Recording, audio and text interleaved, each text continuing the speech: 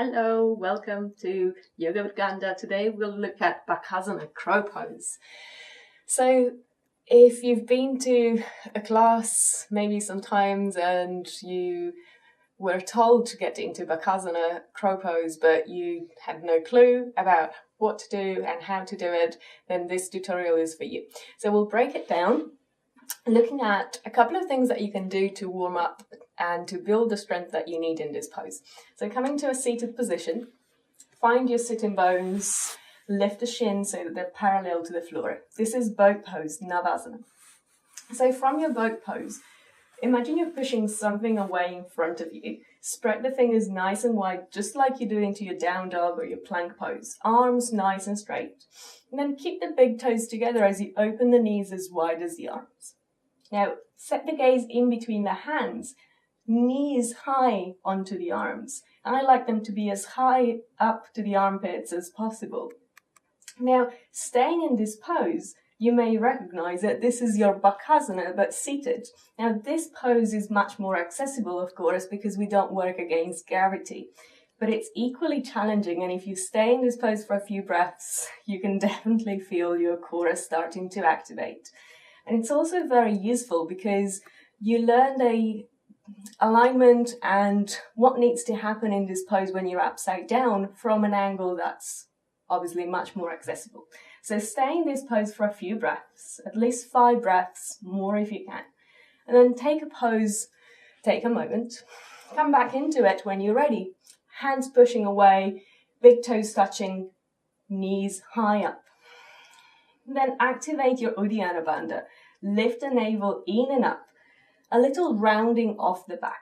This is exactly what you do when you are upside down. So you want to find that sense of lifting up of the navel as if something was pulling you up towards the ceiling. So exactly the same thing here into the seated version of the pose. Lifting the navel, rounding off the back.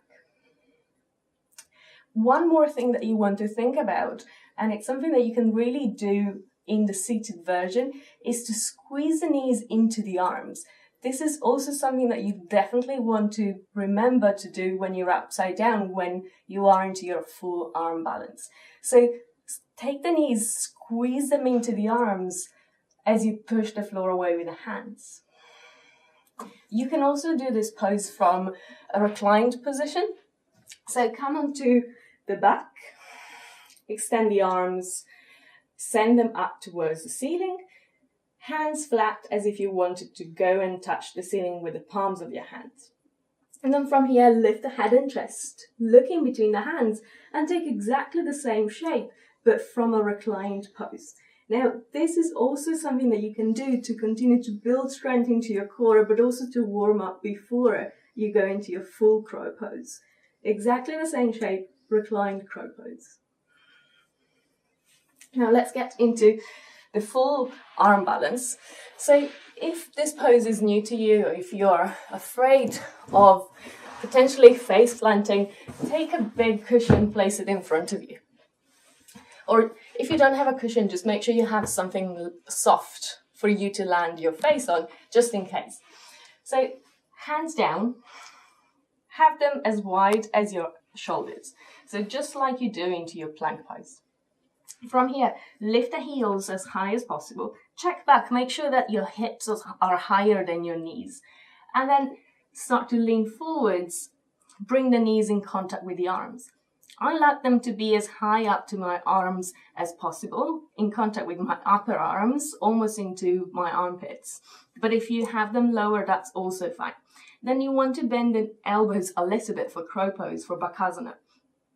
Keep pressing the floor away with the hands as you lift one foot, and imagine you want to kick the bum with your heel.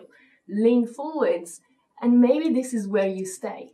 So if you're working on your Bakasana and you stay here, trust me, you will continue to work on your strength, and eventually one day you will be able to get into the full pose. So don't be afraid to just take 1 foot up during class if this is where you're at the moment.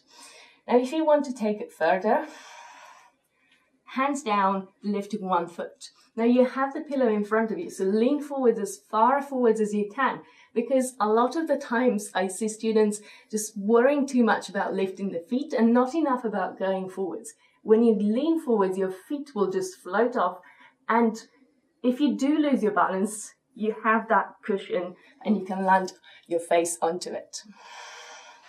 So if you want to work onto the full arm balance without anything soft in front of you, just move it away, coming to the same shape. Hands down, don't rush it. Push the floor away with the hands, lift the heels high, lift the hips. Lean forwards, don't even think about the feet, think about leaning forwards. As you lean forwards, the feet eventually one day will start to lift off the floor, and then you touch the big toes together, lift the navel in and up, and remember that sensation of squeezing the arms, squeezing the knees into the arms, lifting up, rounding off the back.